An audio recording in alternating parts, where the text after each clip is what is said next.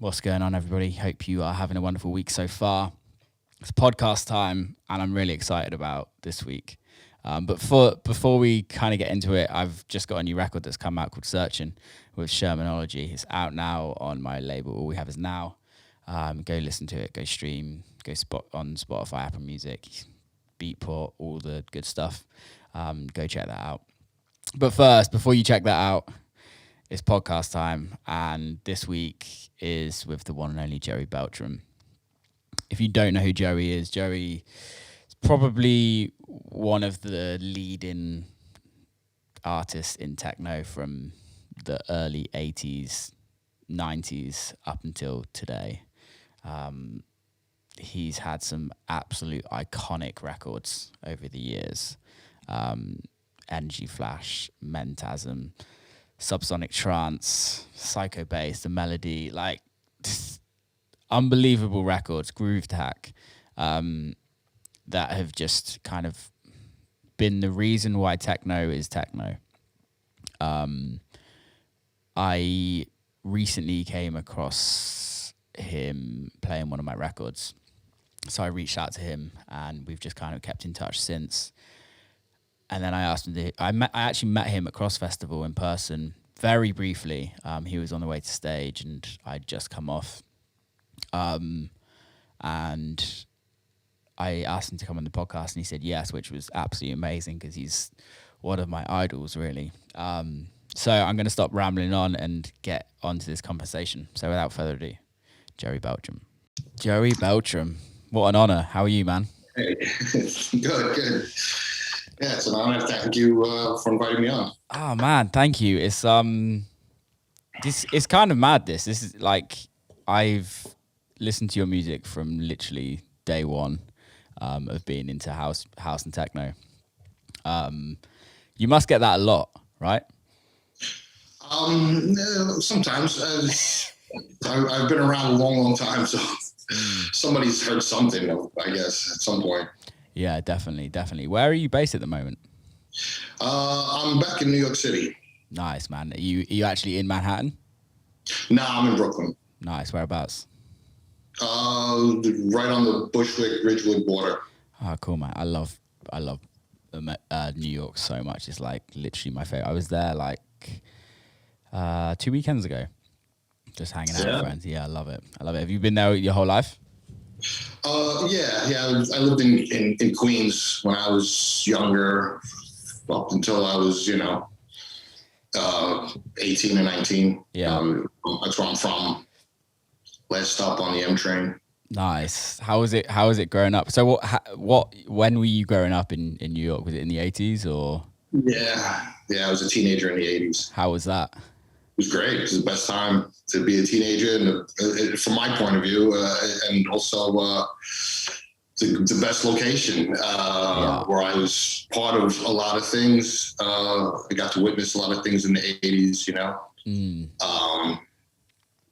spent a lot of time writing, graffiti. Where I lived, it was prime,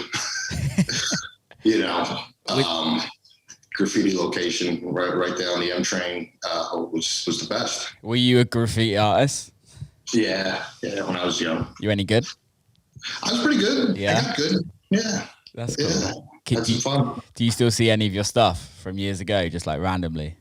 On the internet, there's a lot of it. Really? Nobody knows, because I don't really, put that out there as far as me. Yeah. But I'm always surprised that so much stuff of mine pops up. That's amazing. Do you still do it?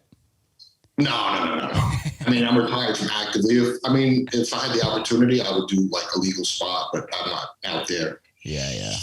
I did a lot in the 80s, enough to satisfy that, that urge. And from like 89 onwards, it was about music and not about that. But in, my high school years and stuff like that was a lot of it was about graffiti. I was really passionate about that. How did the transition go from graffiti? Because obviously graffiti was more like hip hop vibes, I guess. Am I right in saying? I don't think so. No? That's like the perception I think most people have. especially in the 80s, it kind of was a good fit. But graffiti in the early 70s that was around on the trains and stuff, and I don't think hip hop wasn't around yet. Really, it predated. Graffiti predated, I think, all hip hop started, 73, 74, I guess, whatever. And graffiti on the trains was around before that. Yeah. I know a lot of big time 70s graffiti writers were into like Black Sabbath and, Led Zeppelin and Pink Floyd. And they would put that up on the trains in their pieces. Wow. And these were some of the major guys. Even like Scene did a Black Sabbath whole car, and Hand of Doom, which is a Black Sabbath song. Okay. So I mean, he's the most famous graffiti writer. If there is a household name graffiti writer that everybody knows, it's Scene. I haven't heard of him. I'll have to check his stuff. You ever heard of Scene? No. Scene, an artist. What's it? Scene what? Scene, SEEN. If you Google search him, he's the guy in the graffiti world. Scene. Global. Here we go. I've got him up now. Type in his Hand of Doom whole car, and he even did a Black Sabbath whole car. If you type in Black Sabbath, I'm sure it'll come up. The crazy thing is Black Sabbath. I see. Damn. Yeah. I think I'm going from memory, but I think it's like in greens and stuff. I mean, that's the Hand of Doom. I think has the green background with the bats. Yeah, I don't know. Something like that. I think he has a hand with a knife or something. It's crazy the cause that guy did. He was amazing. Was this it? Can you see that? Nah, I can't really see it. Yeah, I don't know if that's it. This looks like it's in... I don't think it is. No, this looks like it's in Birmingham. No, this is a train. These are trains that ran on the number 6 line. Okay, let me Google this. Anybody that's listening, go Google this. I've been seeing graffiti, Black Sabbath. Graffiti. Yeah. Yeah, I got this on the train. Yeah, there's a Hand of Doom, I think, underneath it, right? Yeah, there is, yeah. Hand of Doom. Damn. That's crazy. I used to be managed by Ozzy Osbourne's son. Oh, yeah? Yeah, Louis. Right. Wow. Back in the day. That was a trip. So, yeah, how did it go from graffiti to writing techno? For me? Yeah. I don't know. I mean, graffiti I was into that first, when I was a kid, even before I was actively doing it. I took an interest in it when I was like 11 or 12 years old in school, because a lot of people would write on their desks and in school in the hallways, early 80s. So, the idea appealed to me. And then one day I was riding my bicycle past the train station and I saw a whole car just pull in with graffiti, like the Hand of Doom kind of thing, the whole car with the windows. And I saw it, and I saw that, that same concept of just getting your name in places, but instead of on the desk in school where a few people could see, this is something that was moving, and it just elevated that to me. Yeah. I was like, all right, this is the point of graffiti, is to fuck your desk and fucking the hallway in school. A whole fucking train going by through the neighborhoods, Yeah. And then, so I got into that. I was probably when I was like 14. I started to focus on the trains, and I took it serious. Okay. And so then I had to leave my neighborhood and kind of venture out to the trains. I met other graffiti writers from other neighborhoods nearby, and I got exposed to they would do the street kind of DJ parties, and I was just gravitated towards the DJ a little bit when I would go to these things, and that was my first exposure to like seeing it, like before my eyes. Yeah. DJing. So the graffiti kind of exposed me to the DJing world. Then I got interested in that, so I had to get myself some turntables, and I was already buying some records, but then I started really buying a lot of records, and going to Vinyl Mania was like probably the first store I would like go to. Because before that, I would just go to like various places, but they didn't have a lot. They just had some current things. But then when I went to Vinyl Mania, it was just like a whole store dedicated to club music, instead of just going to a little dance music section and going through that amongst other genres of rock and pop music and whatever else they had. Vinyl Mania was a whole store for DJing. Where was it? Where was Vinyl Mania? On Carmine Street. In the city? Yeah, in Manhattan. I guess that's the East Village there. Yeah. So, yeah, I went there, and I was lucky I found it. Somebody just like told me vaguely where it was. So I just like had to explore and discover it and find it. And I was like, oh, this is the place. And it was amazing. And that kind of fueled everything, because then I could go home with armfuls of records. Back then, records were $2.99. Oh, wow. It was a lot then, but it was still somehow affordable. I was going to say, was that expensive then? And thinking back, it probably expensive, but you can still come home with 10, 20 records, new records. Were they exports or like imports? Those were all domestic, U.S. records. Yeah. Imports, I think at that time were like $6. Yeah. Amazing. That was expensive. It had to be a really good one for me to fork up $6 for one record back then when I was 14. Yeah, how were you earning money? This is what I want to know. Mom, I need money for records. Yeah. I was 14. But I did have a job when I was 14. I delivered newspapers. And then probably shortly after that, I don't even know how old I was, but also young, I worked at a grocery store. Okay. After school for like 2 hours. It's mad, isn't it? Inflation. Records, but then I was also writing graffiti, so spending a lot of money on paint. Well, I tried not to spend too much money on paint. There was other ways to get paint. Well, require a big heavy coat, and even in the summertime, somehow trying not to look suspicious. I love that. You don't really see it as much now in New York, do you? The whole graffiti kind of vibe is they cleared it up quite a lot. It's on the streets a lot. I mean, I think the streets right now are more full of graffiti than I think I've ever seen them, even in the 80s. Brooklyn, the 80s focused on trains.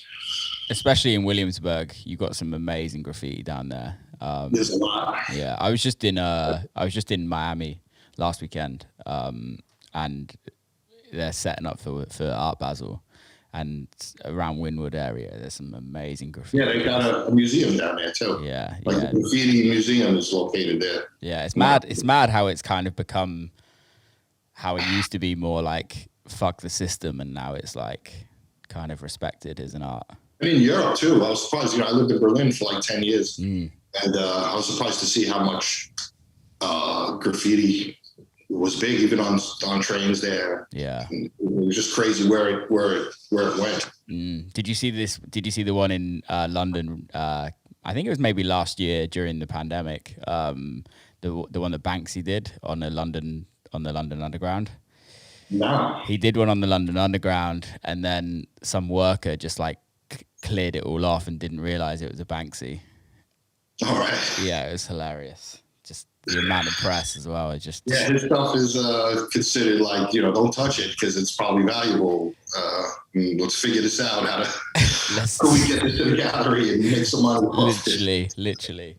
Yeah, because he's from like local. He's from Bristol, which is like my local city in the UK. So there's a bunch of really good graffiti artists around here. But he's got a lot of artwork around the city still. Right. Yeah, I mean, I've kind of fallen off as far as my knowledge of current graffiti happenings in the world. I see things, here and there, and I'll admire it if it looks good, but I'm out of touch with that whole scene as it exists now. Yeah. My memory my knowledge of it kind of stops in the late 80s as far as what's going on. What's going on now? What was your graffiti name? I don't know. I'm sure I mentioned it in places, but I'll wait on putting it out there now. Because every time I put it out there, it kind of forces me to stay retired. You never know. I might get an urge one day to do something. That's fair. And but I probably never will though, because I think there's enough people that know. Yeah. Already. That's cool. If I do something, so I'm kind of forced to retire, which is good. I prefer it that way. Won't get caught or doing anything stupid now. Yeah, it's not worth it. It's definitely not worth it. So it went from starting DJing. How did that turn into making records?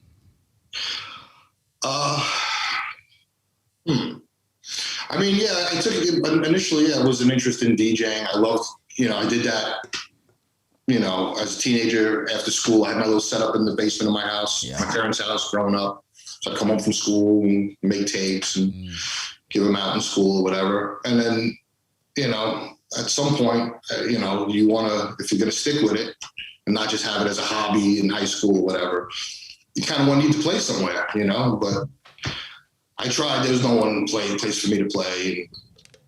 And that just wasn't happening. So I figured the best way is maybe produce, because I started seeing people's names, especially some, like Todd Terry was a big influence. Mm-hmm. And I would see that he was playing places and had records out. Yeah. And his stuff was amazing. His stuff, in my opinion, in that late 80s era was the best stuff out there.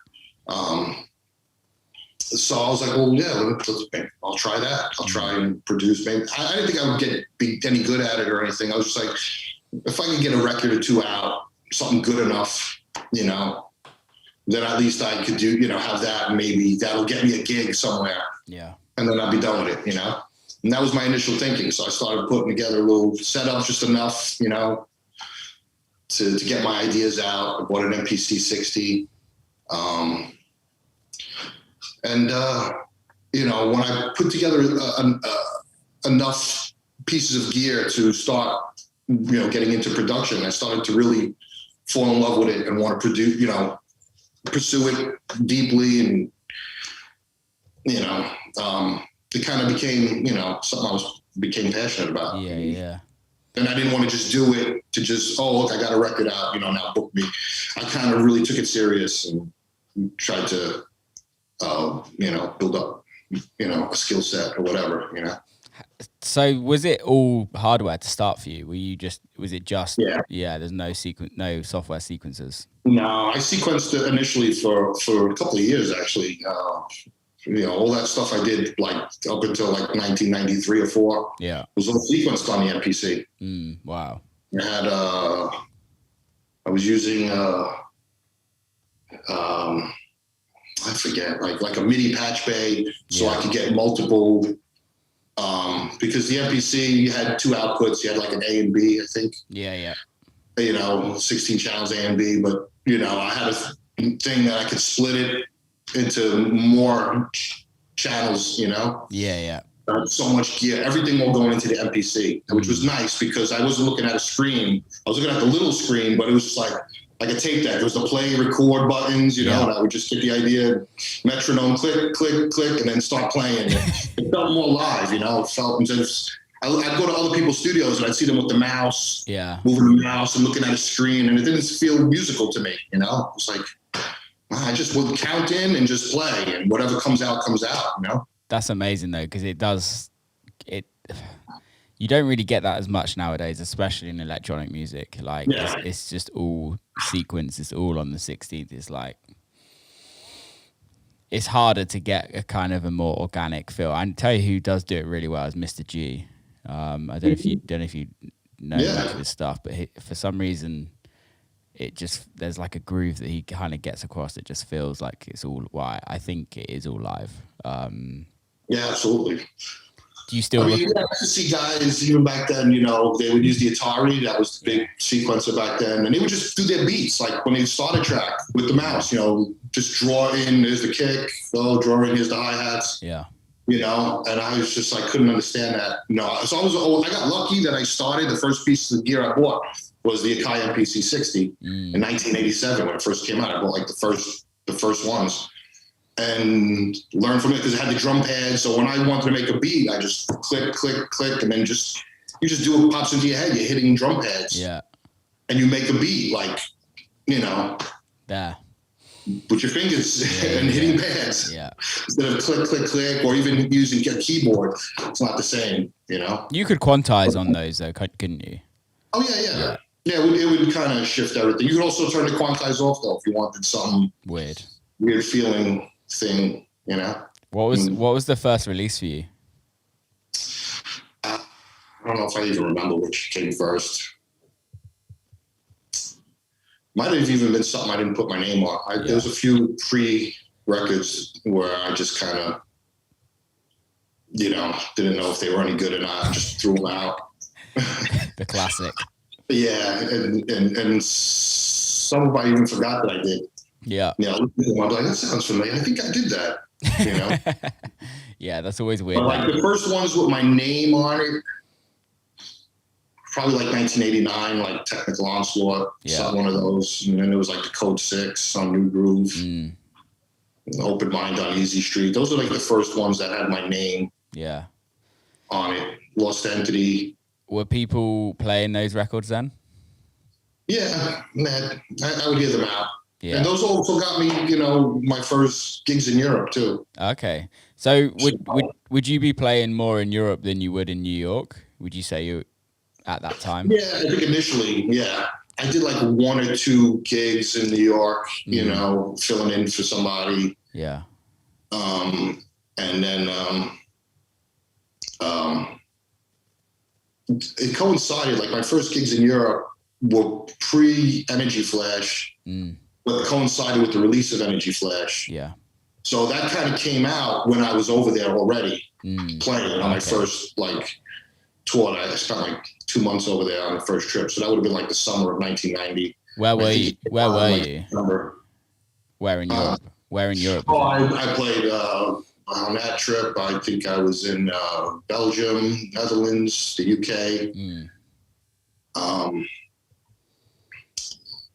Maybe Germany on that one. So, why do you think it was kind of more Europe-based stuff for you than American-based stuff, or especially New York? Because New York had a huge scene then. Well, I mean, when I came back from Europe, then things picked up for me over here too. I started playing the Limelight, places like that regularly. There was a few places, but I don't know why. I mean, just how it is what it is. They were just feeling it more. I don't know. Yeah. And I started releasing more over there around that time too. I started focusing my releases more on, labels that I was digging at the time from Europe. Yeah, that's fair. That's fair. What was Limelight like? It was cool. It was an interesting place to play. It was great. Yeah. What was interesting about it? Well, it was a weird environment. It was a church. I had all the church stuff in there still, but the crowds, as far as New York goes, it was probably one of the more accepting of the crazier. Like you could really push it. Yeah. Behind the wheels, so to speak, there, and the crowds would really appreciate it. Yeah. Yeah. Some places you couldn't, especially in New York. Back then, house, deep house was still king. And that was fine because I like that too. But, when you played certain clubs, you couldn't really go out of those parameters somewhat, The Limelight, you could take it wherever you felt like taking it. So, just, it was one of the few places early on that you could do that. Yeah, it's the there's certain venues that kind of I hear or you hear about over the years. It's kind of marked history in house and techno, and Limelight's definitely one of the ones in America that everyone talks about, that kind of masked the way to kind of making it what it is today, really. Yeah. Which is pretty amazing that you got to play, to be fair. Yeah. Let's talk about Energy Flash. How did that come about? Sat down to write a song and you know how it is. Yeah, totally. You sit down and you make something, you get an idea and you expand on it. It wasn't like anything that I had in my head initially. It was like 3 or 4 songs that I was digging, like that I was playing out. I think Video Crash was definitely one of those, like Video Crash, Acid Crash. Yeah. Songs was one of them, and there was a few others that I was really feeling. Some Kevin Saunderson stuff. Yeah. Kind of was going for a vibe that was similar, because I would play those songs out, and I kind of just liked the mood, that they would So when I sat down, I was like, I need to come up with something that fits in between these songs, you know? Yeah. And I kind of made that. And then it kind of, you know, also you set out with an idea, but usually the end result is something else anyway. Always. You know, it's weird. You always leave room when you're working on to kind of let it just kind of go where it wants to go, you know, in the moment. It's weird how that happens, isn't it? Because you kind of most of the time you set out to make something and it never comes out how you think it's going to come out. But usually it comes out better than the initial idea. Usually. Yeah. Which doesn't always happen. But it's nice if it does, definitely, for sure. Yeah. Did you notice in your career, like when releasing Energy Flash, like it changed things?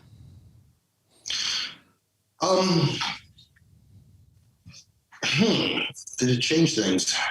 No, I mean, not. I think maybe over time it did. I don't think anything initially. You know, it was. I mean, as far as I was concerned, when it came out, it was like a cool track. It was a good track that was a little bit different than what was being out. But you know, I didn't think anything much of it as far as becoming, you know, kind of a defining piece for a particular moment or anything like that. You know, I don't really see anything like that at the time when it came out. It was just a track you played and it kind of got the dance floor going, and that was fine. You know, that's interesting because like I wasn't around then. I wasn't producing music then. Wasn't releasing music. Whereas nowadays, if like Energy Flash is one of the biggest techno records ever, let's be honest. It's one of the most popular records that everyone kind of knows from back then. If you release something like that nowadays, not necessarily if you released Energy Flash nowadays, but if you released a record like Energy Flash where it kind of everyone's playing it, it completely changes careers, if you know what I mean. Yeah. Do you think that more so gave you longevity in the industry rather than like overnight kind of success? Although I mean, I think I was able to build on it after that. Yeah. You know, I had some records that came out during that time that also, you know, I think at Energy Flash though, it was something that people kept coming back to because I had records that were bigger than that even after that at the time. Yeah. But didn't like kind of transcend the moment, you know, like they were big that year, but Energy Flash was one people kept coming back to. It was like people discovered it every 5 years. Yeah. Someone would pull it out that they never didn't hear it before, you know, and just play it. So it was always being reintroduced. It wasn't like this hit song that came out and just stayed popular. It like died down and then like got rediscovered. Yeah. 2 years later. I mean, that's what it seems like to me. Yeah, that makes sense though, because it's still. It became popular in, you know, different points. You know, again.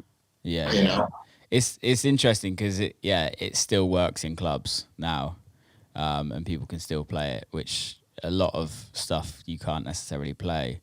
Because it sometimes sounds out of date or there's a lot of songs that are dated to a period. They sound great when they come out, but then when you listen to them, it's like this.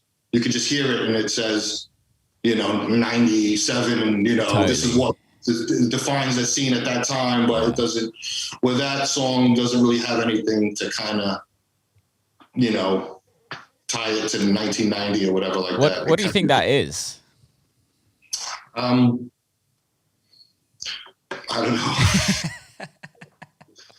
You know, like even Mentasim was another big one that I co-produced. Yeah. And it was huge at the time. And if anything, I think that one made more of an impact when it came out than Energy Flash, which was just kind of just snuck in there. People played it, but wasn't like this big thing. It was like a slow build over many years of being rediscovered by different, you know, generations of DJs, where Mentasim blew up immediately. But even now, I mean, I hear people playing it out or whatever, but it still dates to that 90s because of that Hoover thing. And that was the first of that. So it wasn't even like, oh, it's another Hoover, because that was the first one. Yeah. And then other ones came out, but it's still kind of, when you hear it, you say, oh yeah, 1991. Yeah. The 90s track, but yeah, Energy Flash didn't have anything particularly dating it to a period. That makes sense because you do get fashions in music, don't you? So you, like you said, with Mentasim, the Hoover sound, it was very popular. That it's actually very popular now. It's kind of coming back around, right, which is weird, but it works, and the kids seem to love it at this moment in time, which is funny because it's interesting how with house and techno, like most producers always look back into like what used to be done and how do I make a record how it used to be made or sound, like a lot of vocals. Yeah, I hear that a lot with the like certain tracks, like now, like even when I produce, I mostly use Logic, and some other things, but like I sequence in Logic.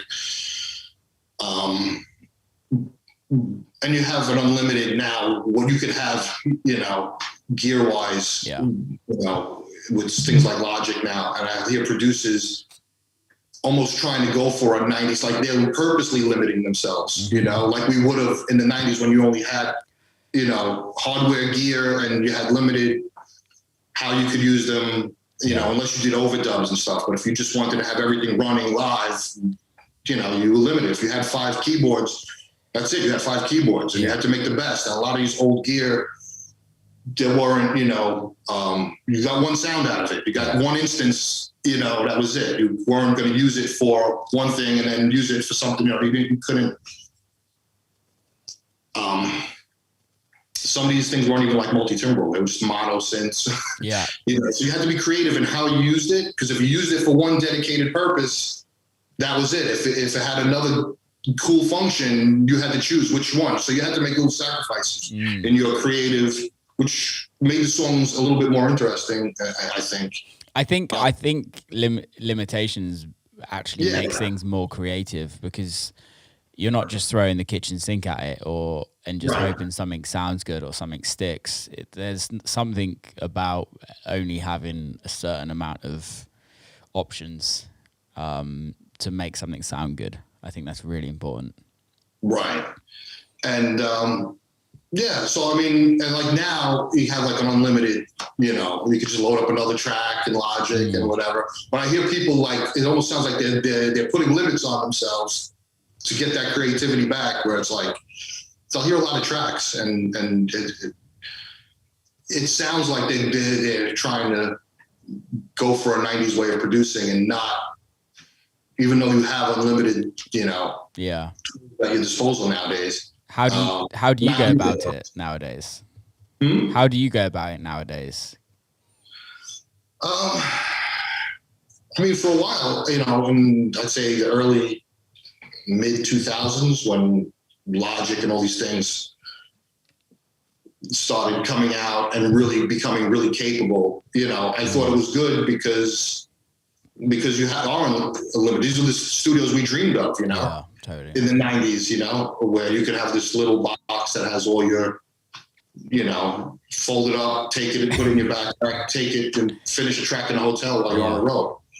Back then, if you were on the road, you weren't really making stuff unless you used someone else's studio. Yeah. But that was no fun. So so I was kind of happy to have, this is finally, that unlimited amount of tracks and instances. But yeah, that got boring. Yeah. And also I think it made the music a little cheaper almost, Totally. Just kind of, I don't know, just throw a million instances, There was sometimes I would look at my tracks and you could see everything, obviously, in Logic. You have a screen. It's like, wow, it's like 30 fucking tracks of drum tracks and 10. This is almost stupid now, Yes, it's almost, the thing is, it's almost like that thing of just adding something for the sake of it, and it doesn't need it. It doesn't. You just make a new track for it. I got this one thing that happens once, but there's a whole track and there's 50 effects on it. Yeah.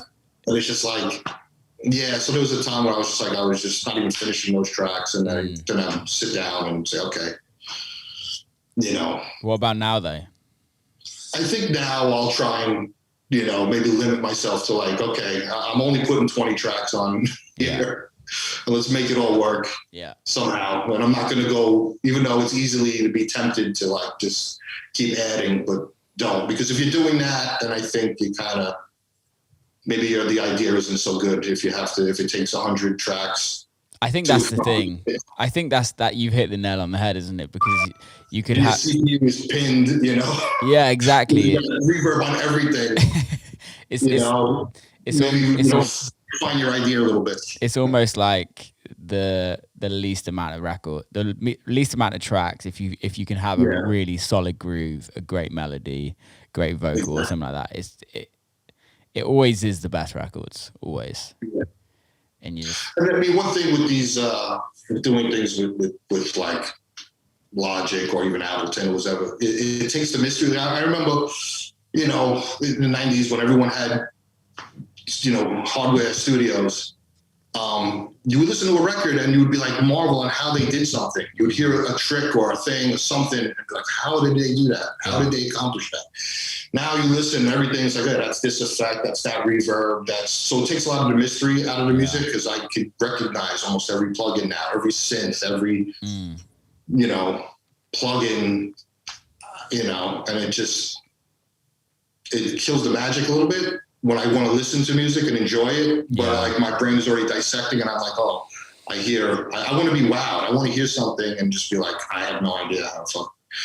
That's one of the reasons why I actually don't like going to nightclubs, because I spend my whole night trying to work out how those records are made. It really does take the fun out of it for me, because a little bit, especially when you immediately could hear, oh, that's so, because a lot of these plugins are so distinctive. Yeah. That you just recognize them. You recognize even the little glitchy things. You start to know how they're mangling this and how they're doing that. And you know how easy it is too when you're doing it. So it's like, it sounds really crazy when I'll be listening to music with somebody and I'll be like, you'd be surprised at how easy this is. This one plugin, if you never made a record before, you could be doing something exactly like that in 2 seconds. Yeah. This plugin, I'll tell them exactly what to get. Sometimes they'll get it. And then they'll be like, yeah, you're right. I was using this. And I think it's interesting though now how it's so readily available for people to write music, which means that you do get a lot more creativity. It means you also get a lot more shit that gets released. Yeah, everybody has access to a studio, and within a few months can become a pretty competent producer. Yeah, when no training, no nothing. When did it become cool to be a DJ? Like, when was it the cool thing? Because it never was. Went home and I unboxed my first set of turntables. So I don't know, 1984.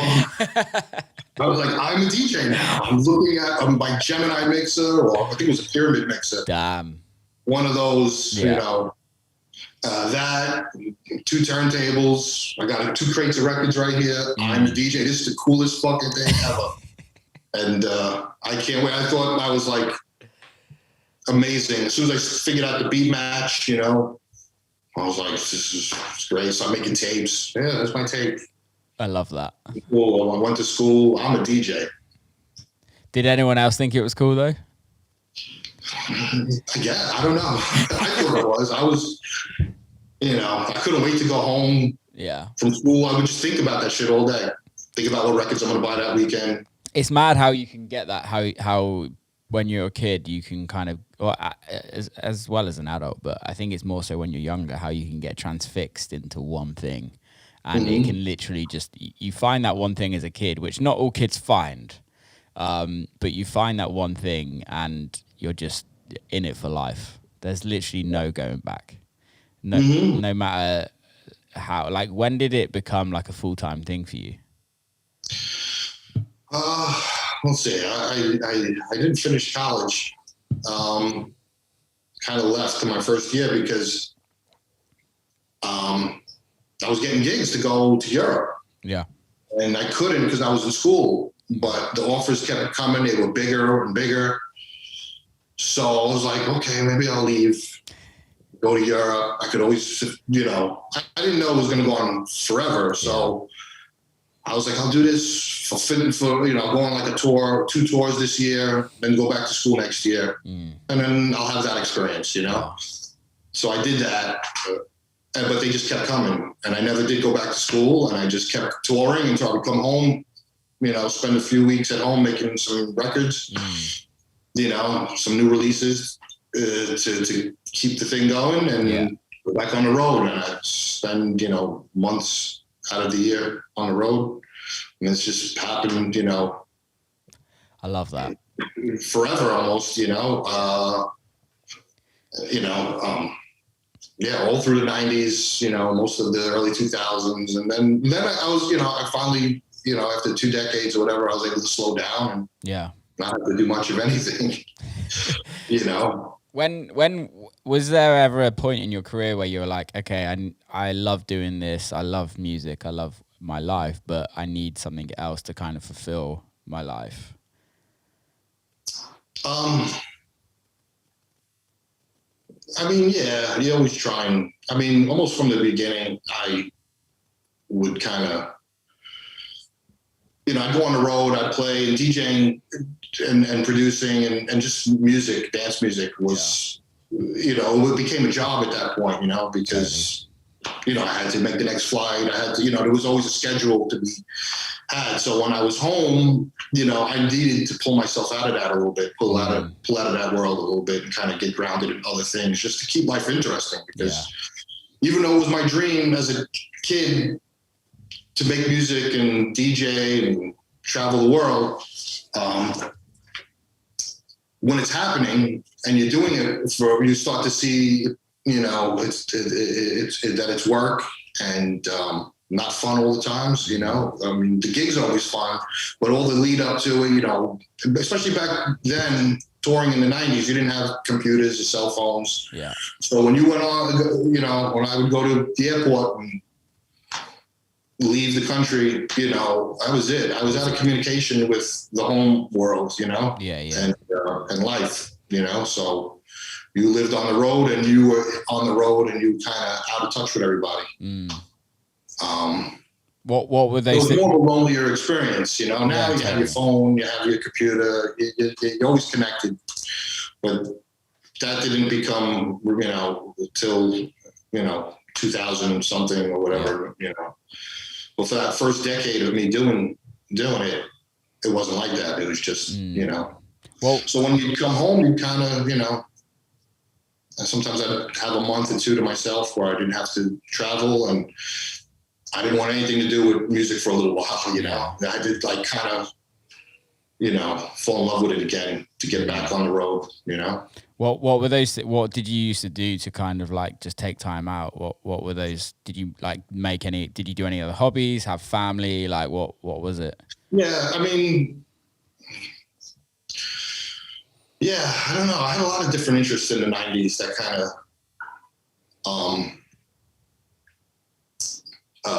took me, I don't know. You just kind of get lost in whatever. You have your moments of, all right, I'm into this now as my hobby. I'm into this, or, go out, just go to rock concerts and stuff. I was always, privately into like heavy metal music and stuff. So I was always, sometimes I would go out and I would see, other bands I was into, whatever, and just, and nothing with DJing, just kind of, That's cool though. That's cool because I can totally relate to that, especially after like the pandemic as well. Like I don't know about you, but during the pandemic, I wrote so much fucking music. And I don't have curtains. No worries, man. It's fine. I'm trying now. Get out of the sun a little bit. Got a good glow on you. It's fine. Yeah. Yeah, and for me, it was like I kind of like burnt myself out writing music, and even up to now, I still really haven't written much music, and I'm kind of slowly trying to get back into it. But there does come a point when you lose the love of music when it's all you've been doing for a certain amount of time. It is super important to just kind of have a break and get out of it. What do you do nowadays? Like with regards to touring, do you just chunk out a load of time to tour, or is it the pandemic kind of slowed things down anyway. Yeah. And, I did start a family in the early 2000s, and, my daughter was born. Yeah. And I was married.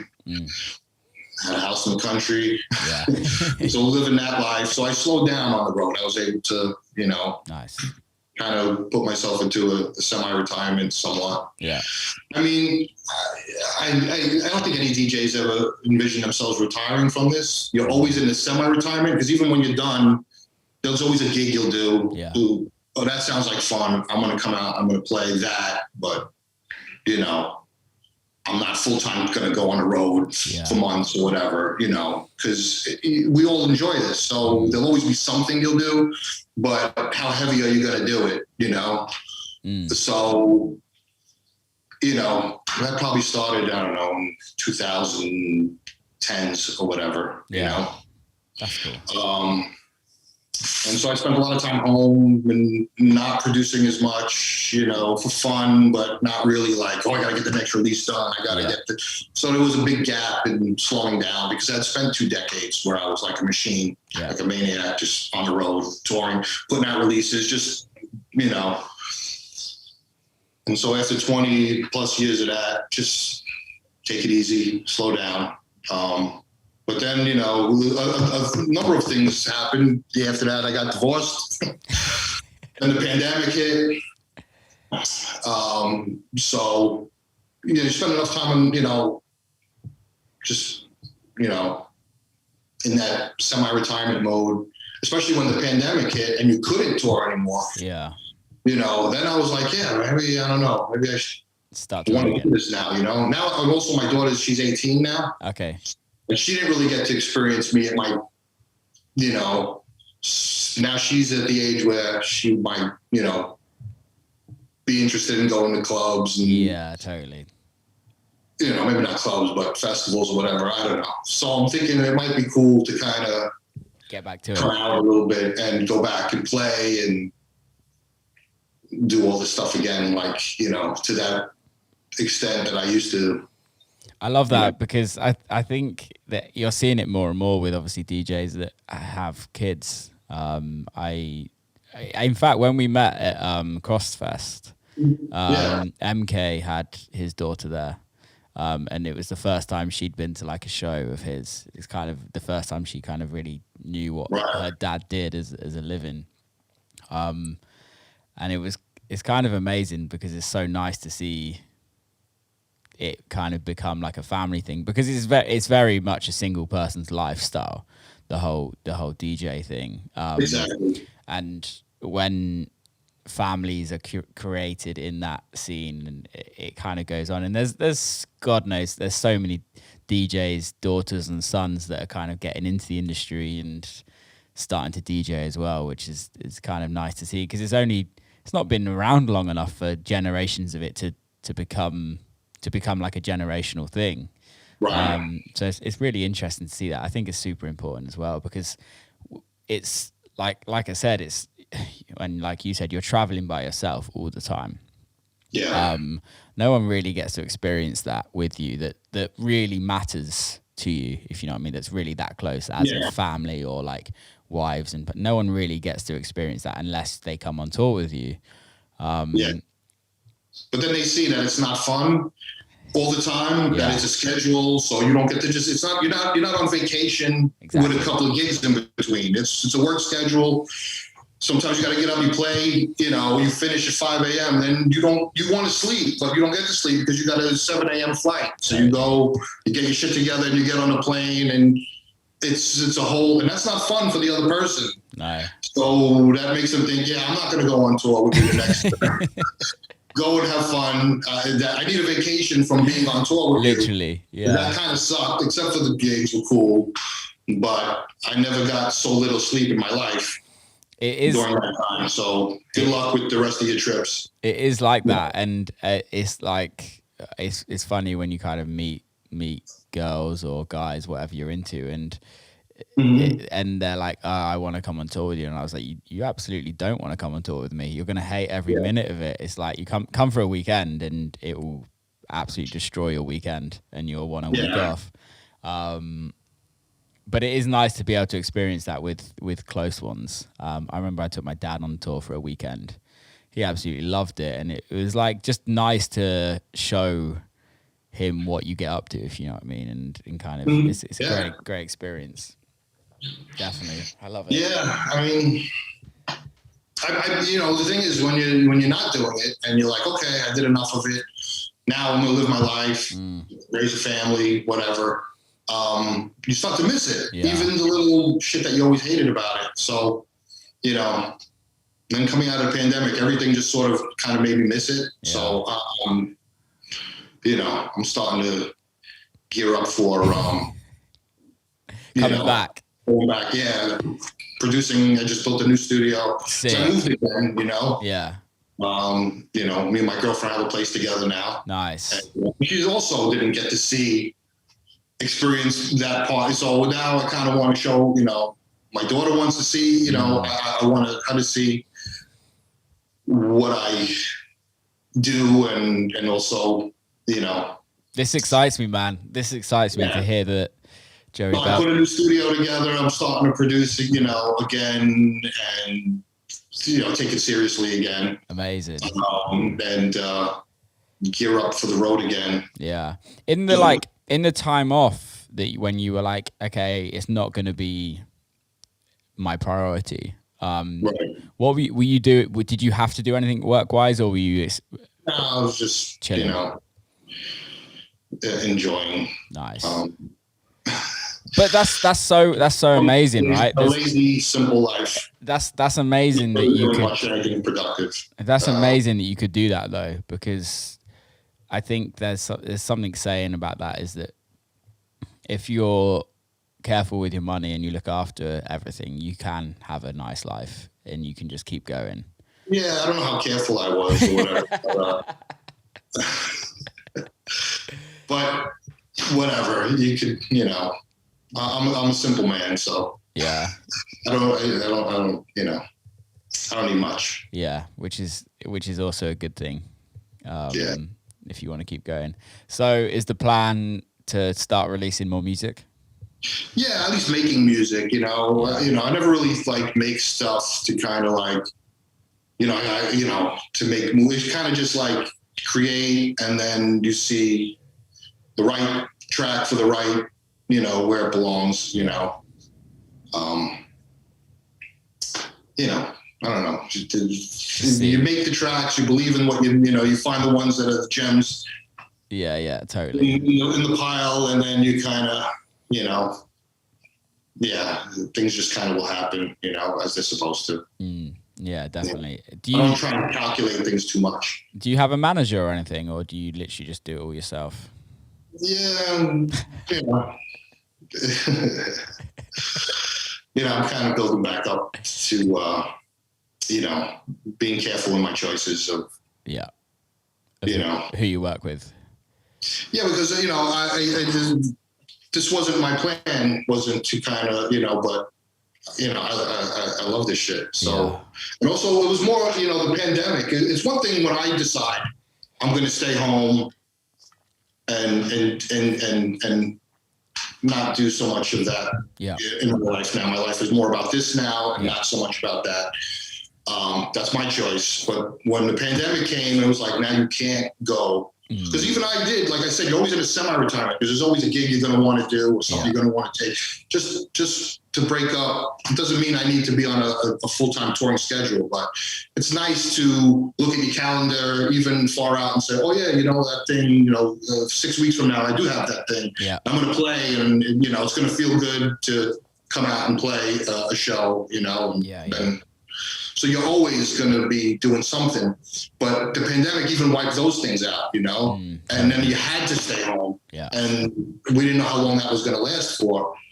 And then that's what really made me want to start doing it again, because when you're told you can't do it, you start kind of now you want, maybe I will go back on the road. Maybe I want to fucking do a tour, one more or two more, or whatever. now I can't, So when that all ended and everyone was able to go back, and then I'm looking at Instagram and it seems exciting again. It's like, you want to be part of it now all of a sudden because you weren't part of it. Yeah. And it's like, now I want to I want to do this. Party. There is something about being told that you can't do something. And then it was more that than anything else that kind of snapped me back. Yeah. And, put this back on my, focus. But it's also in your blood. If you've been doing it so long since, whatever. That's why I'm saying, even when like most, I don't know, every DJ I know, you never really retired. You're always somewhat connected. Well, I don't know about you, but for me is like, what the fuck else am I going to do? When you dedicate your life so much to one thing, it's like, I don't know what the fuck to do after anyway. So it's almost like you kind of have to just keep doing it because you love it. Family was easy because, when you have, young kids at home, it's easy to kind of make your life about that, but when they grow up, then it's like they don't need you so much anymore, and it's like, well, now I'm back to fucking, what do I do now, Yeah, definitely. And especially if they want to see, if they got to go on YouTube to see what you did before they, in your life before all that. It's like, hey, I would have liked to have seen that. It's like, all right, well, maybe I should go back to doing that. Yeah. When was the first time your daughter was like, oh, damn, Dad, you're like a famous DJ? Can you remember? I think she found stuff on YouTube or somewhere, and I didn't even know. Wow. And then, she knew it was always a setup, a studio. Yeah. I got fucking tens of thousands of records in the house. So there's a clue there, but, I don't know if she saw the end result on the other way until she saw, videos or whatever. Yeah. Do you still play vinyl when you play live, or are you strictly USB? No, I would, but it's, fucks your back up. Yeah, and I care about my records now too much, because they're not easily replaced. In the 90s, I might have been a little more reckless with the things, records I would take on the road. But now my records are, I don't even want to play them.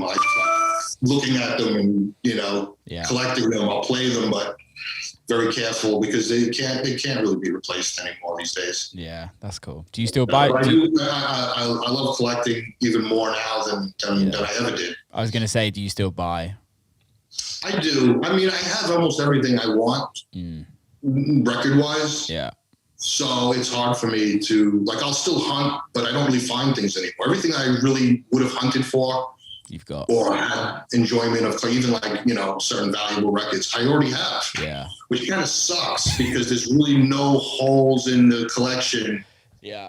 That need to be filled. There's things I don't have, but I don't really want them. So, everything I really want, when you would go and you would hunt and you would hope that you find, oh, it'd be great if there was a copy of this sitting there. I kind of have all those already. That's amazing, though.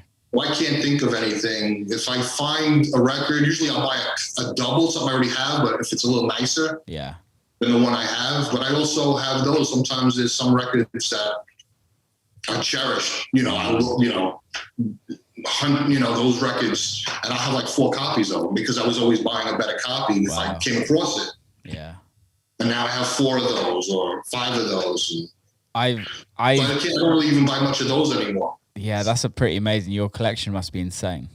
To me it is because it's the collection I always dreamed of having. But to someone else, I recently, was another collector who's into different, also dance music or whatever, but he has different things and special little whatever, and he didn't really think much of my stuff because my cherish, this is a holy grail to me, was shit to him.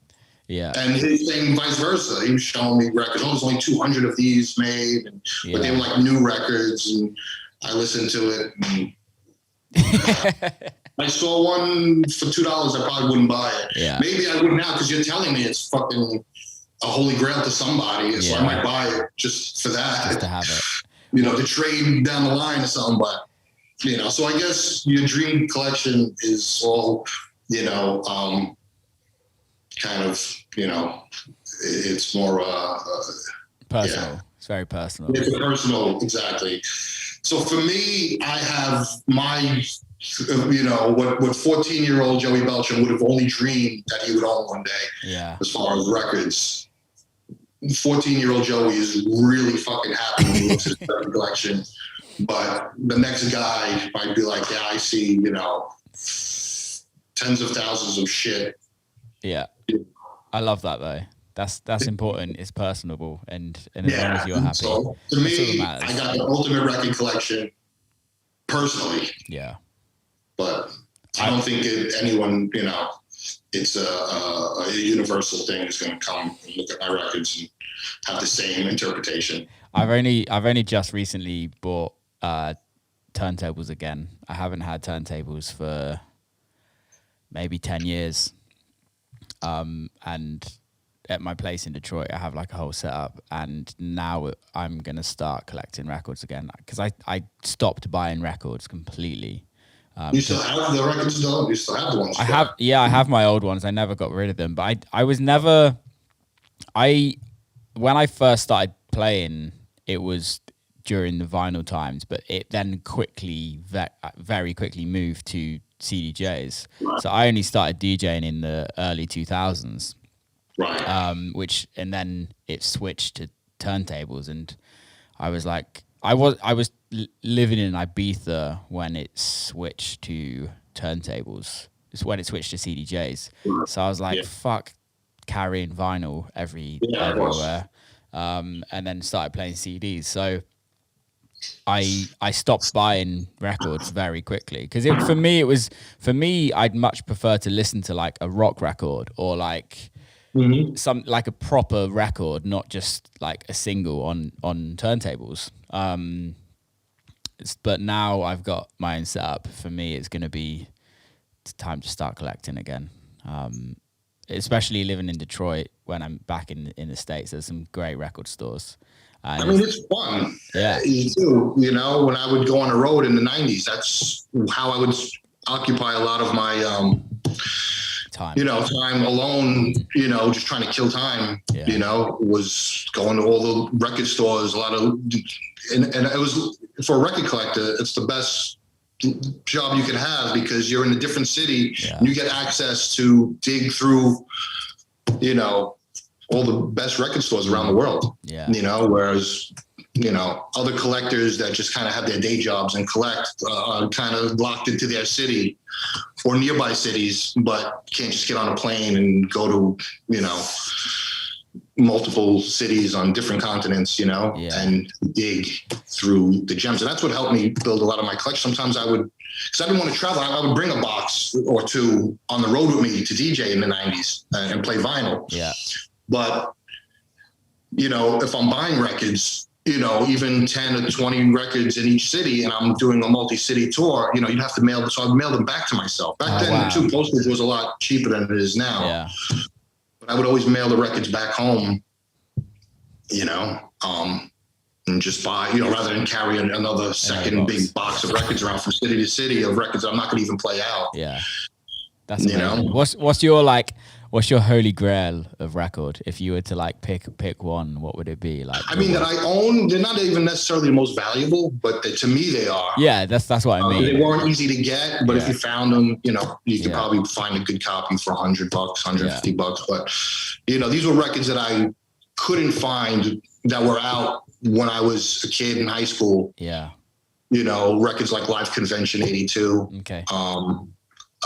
Which is a live hip hop album of like, you know, I think that's got Grand Wizard Theodore spinning, and there's like, you know, the Cold Crush Brothers and Busy Bee, whatever. They're all like passing the mic. It was one of those live hip hop jams. Yeah, you know, that somebody made a cassette and then somebody actually made a record of it, a vinyl record. And so many samples came out of that record, you know, that you hear. Have you sampled it?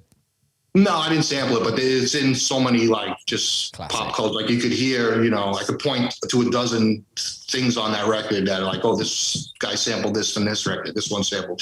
And I wanted one when I was like, when I first knew it even existed, when I was like 14, 15, and you just could not find it, and then I found one and I got a mint one that's like barely ever been played, and so things like that mean a lot to me.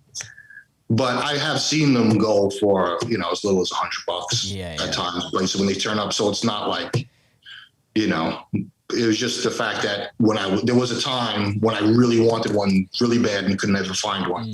Yeah. And then when I finally did, so things like that record mean a lot to me. I love that.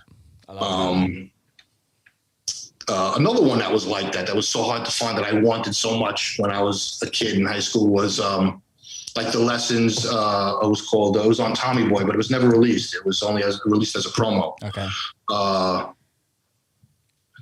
It was Double D and Steinsky, The Lessons, 1, 2, and 3.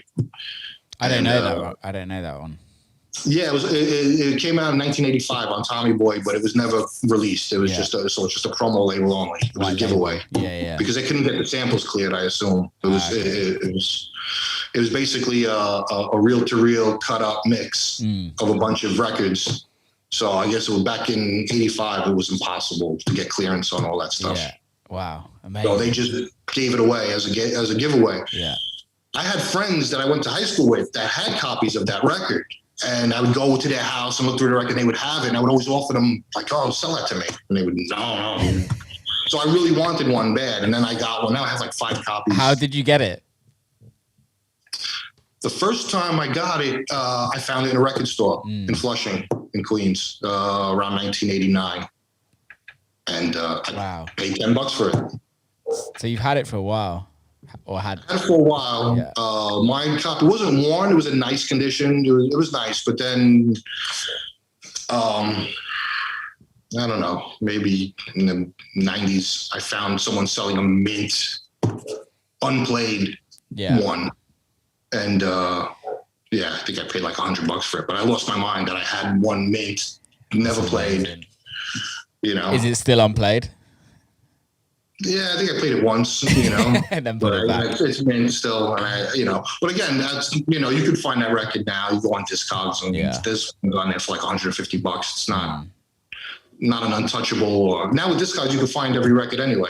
Do you use Discogs at all? It meant a lot to me because I remember as a kid hunting for that record and also seeing other people have it.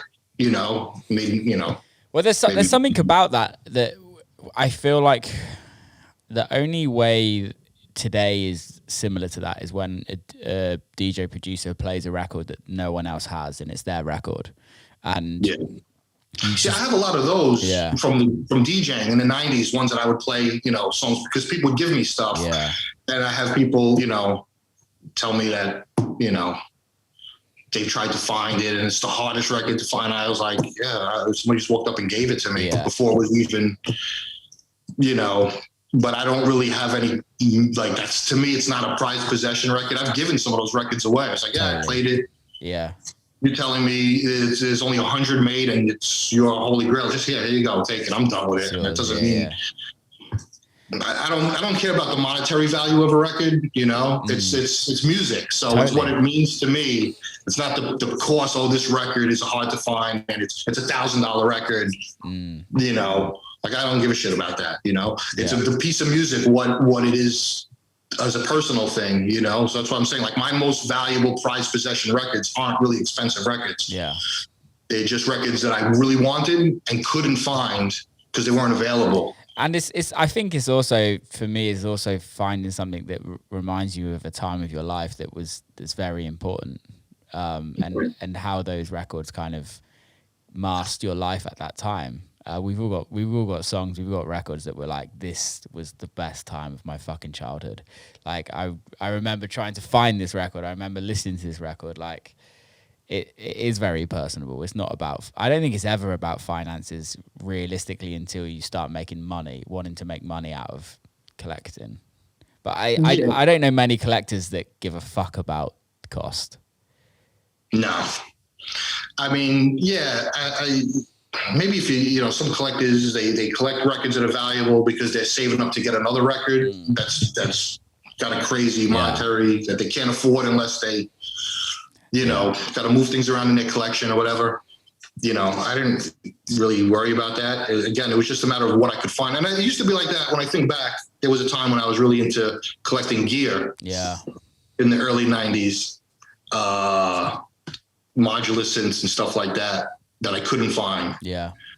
That I don't know. And it was more because I remember there was certain things I got eventually, and I integrated them into my studio, and I was so psyched, and I barely used them because they never really came up. Like I had a Roland System 100M. Wow.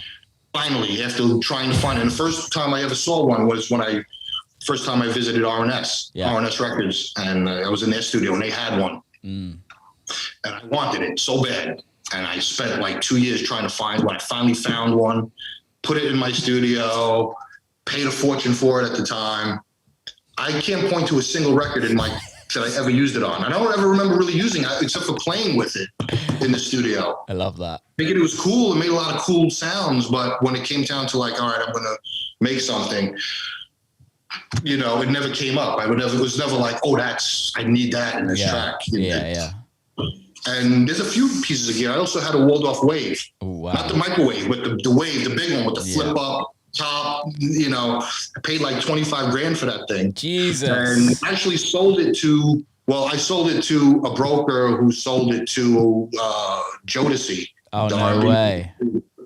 So they have my wave, from what I'm told. I don't know. He could watch this, but I was told from the broker that sold it that's who got it. Did you make good money from it? I think I broke even on it. I think I maybe made a little bit on it, but you know, I had that, and that was probably, as far as during my gear collection goes, was the thing in my centerpiece of the collection, the holy grail in my, like the thing I showed off the most when people would come to my studio back then. I can't point to a single record that I've ever used it on also. That's amazing. 25 And then there's grand. things that I could say I use, you know, I had like a dozen records I could point to that I used my DX100 on, for instance, you know. You know, Ballpark and things like that. And the DX100's all over it. And that's like a $100 keyboard. You could buy one right now. Well, I don't know about now. Now everything's vintage and collectible. But at the time, that was like $100 in any used store. And there was no shortage of them. And I used it in so many tracks. And also, let's see, I remember I used the Nord Lead 1, the first Nord Lead, a lot of the early. Yeah. Was that before it was red? I used a lot of percussive noises and stuff, but there's dozens of tracks I could point to where I used that. Yeah. These weren't expensive gear, but also sitting right next to those was an ARC 2600, a Roland System modular, do you still have them? Whatever. Do you still have them? Wave, and I can't think of a single thing that I used those on, but all the cheap fucking tinkery little fucking cheesy pieces of gear, they're all over my tracks. Do you still have a lot of the gear? I have some, but not a lot. Yeah. You know, after a while, there was just one day I just lost interest in collecting gear, but especially since I was finding like collectible gear and just collecting them. Apparently, I thought I was going to use them. I liked having this amazing studio, but I realized I'm not using any of this stuff. You know, I'm buying it, and because I'm collecting it, and I was like, this is kind of stupid. Yeah. You know, one day it was just a switch that went off and says, I don't really want to do this anymore. Yeah. It was probably around the time like Logic and stuff came out, and I realized I didn't need to, and I'm just buying stuff and collecting it, and it's not what it's about. It's not in the spirit of music making. You know, I like to make music. But I don't know. I love that. Dude, I let a lot of that stuff go. Yeah, that's cool though. Most of it I just gave away anyway to people that were really other people that were looking, you know, for that stuff, and you know, could never get it any other way. Yeah, there you go. Here's your lucky day. That's amazing. That's amazing, dude. We've just done an hour and 10 minutes. Okay. Let's wrap this up. I feel like we could talk all day. But that was amazing. Before we go, is there how do people follow you on social media and all that? Instagram is my name. I just kind of just joined Instagram this year, cool. Beginning of this year. And then I haven't really even posted in months. Not big on that social stuff either. Media. Well, it must be very different, right? It must be very, it must be very different from back how it used to be. Yeah. I like just kind of putting out music and not having to like pump it up, you know, and also, you know, the gigs. I like just, you know, I don't know. I mean, social media is cool, you know, I'll go in, but I really like digging up content and stuff. It's just not fun. Yeah. I mean, totally. I feel you, man. I feel you. It bores me sometimes. Thanks so much for coming on, man. I really appreciate it. It's been an absolute honor to speak to you, and hopefully get to catch up with you when I'm in New York next. Yeah, definitely. Yeah. Let's do it, man. Keep safe. See you soon. Bye, man. Bye, buddy. Thanks. Bye. And that is a wrap. Cannot believe that just happened. It was amazing. Great conversation. Share it with your friends. Share it with whoever you feel is going to like it. Hope you enjoyed it. Keep safe. See you next time.